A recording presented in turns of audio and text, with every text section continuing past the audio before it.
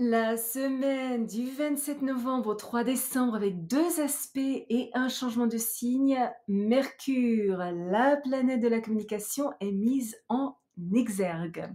La manière dont nous nous exprimons passe au premier plan avec un besoin de plus de sérieux et de discrimination. Nos relations, notamment une relation amoureuse spécifique, pourraient être mises à l'épreuve.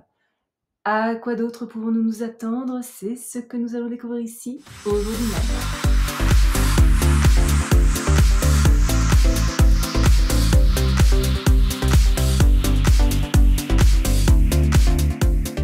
Bonjour, Michel Karen, astrologue, chamane. Bienvenue sur ma chaîne dédiée à l'utilisation pratique de l'astrologie pour mener une vie plus consciente, par conséquent meilleure. Le lundi 27 novembre, Mercure est en carré avec Neptune. Nos communications ont tendance à être subjectives, frustrantes, peut-être un peu floues. Des idées fausses, des exagérations et des malentendus sont probables. Il est préférable d'éviter d'idéaliser les autres car nous pourrions être confrontés à des personnages un peu malhonnêtes qui se révèlent peu fiables, évasifs, dissipés et trompeurs. Nous pourrions nous-mêmes manquer de confiance en nous, être confus par des idées contradictoires, nous sentir impressionnables, indécis, distraits, mentalement désorganisés et peut-être peu pratiques. Soyons très prudents avec les secrets car nous sommes quelque peu faibles et enclins à divulguer même involontairement des informations sensibles. L'alcool ou les drogues sont plus que jamais déconseillés, car ils pourraient avoir un effet amplifié. Parce que notre tendance à la rêverie pourrait nous faire perdre de vue le monde qui nous entoure et nous rendre victimes de mensonges ou de fausses déclarations, ça n'est pas du tout un bon jour pour les négociations commerciales ou des signatures de contrats importants, surtout si des finances sont en jeu. Nous perdre, oublier des rendez-vous, ne pas faire suffisamment attention aux petites clauses et nous sentir physiquement épuisés sont une grande probabilité. Mais si nous parvenons à éviter de tomber dans l'imagination spirituelle, c'est un excellent jour pour toute créativité artistique. Nous prenons conscience des dimensions les plus subtiles de l'existence et notre sensibilité s'en trouve accrue. Un film ou un roman pourrait apporter une réponse très réelle et profonde à une situation de vie à laquelle nous sommes confrontés. Le vendredi 1er décembre et ce jusqu'au 22 décembre, Mercure est en Capricorne. Au cours des 3 prochaines semaines, nous nous préoccupons de questions plus sérieuses et souhaitons réaliser nos ambitions sur un plan matériel.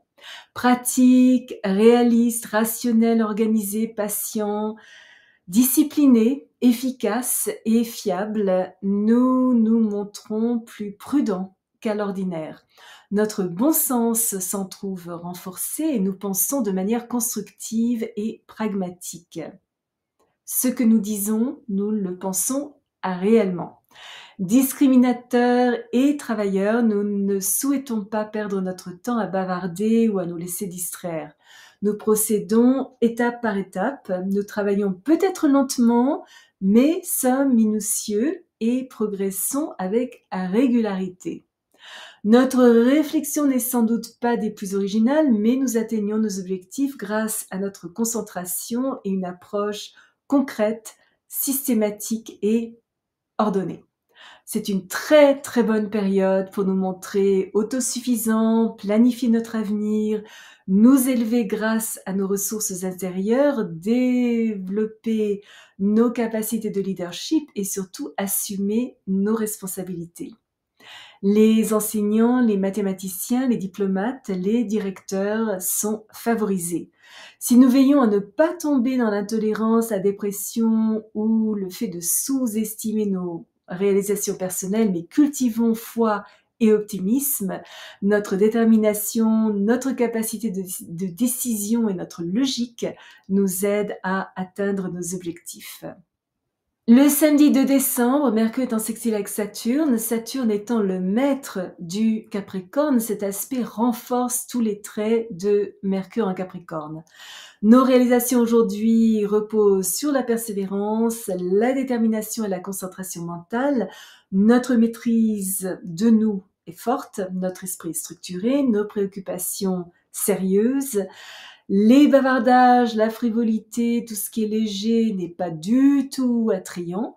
Nous sommes attirés par les personnes dont nous respectons la maturité, la logique, l'intelligence et la réussite.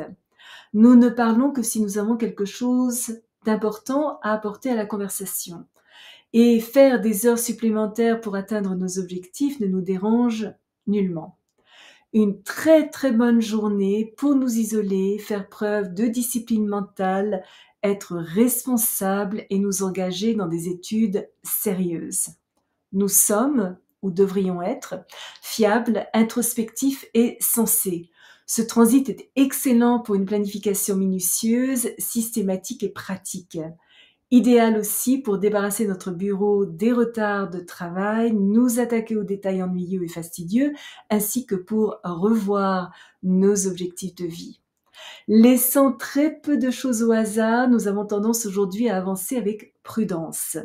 Ayant un bon œil pour tout ce qui fonctionne et tout ce qui ne fonctionne pas ou plus, nous réfléchissons énormément avant d'exprimer nos conclusions que nous émettons de manière directe et concrète. Il est important que nous soyons honnêtes et nous avons la capacité aujourd'hui de concevoir des méthodes de travail plus efficaces, déterminées, méthodiques, super organisées, rationnelles et productifs. Nos progrès sont peut-être lents, mais ils sont profonds. Nos décisions sont judicieuses et constructives. Cette journée était excellente pour les scientifiques, les enseignants, les conférenciers, les écrivains et bien sûr les étudiants. Et enfin, le dimanche 3 décembre, Vénus est en carré avec Pluton. Alors nos relations en général pourraient être soumises au test. Si nous sommes célibataires, nous ressentons le besoin d'être aimés, un profond désir de compagnie. Nous pouvons tomber sous le charme sexuel de quelqu'un avec qui il n'y a pas de réelle compatibilité globale. Cette personne pourrait utiliser des techniques subversives, être manipulatrice, compulsive, obsessionnelle, lubrique, destructrice et même dégradante. Mais du bon côté, cette fascination change notre conscience de ce dont nous avons réellement besoin dans une relation à un niveau profond. Si nous sommes déjà en couple, les choses risquent de devenir assez intenses. Nos émotions pourraient être attisées par une crise, des tensions, des ressentiments qui couvaient sous la surface pourraient éclater, des problèmes liés à l'isolement, la jalousie, la sexualité, la possessivité ou au contrôle sont susceptibles d'émerger. Les défis émotionnels du passé doivent être affrontés, résolus et libérés. Des conflits pourraient également survenir dans nos relations familiales ainsi que dans notre vie sociale qui pourrait sembler un peu insatisfaisante du fait que des amis pourraient se révéler peu coopératifs ou difficiles. Utiliser les ultimatums ou exercer la pression pour obtenir un engagement n'est pas du tout conseillé.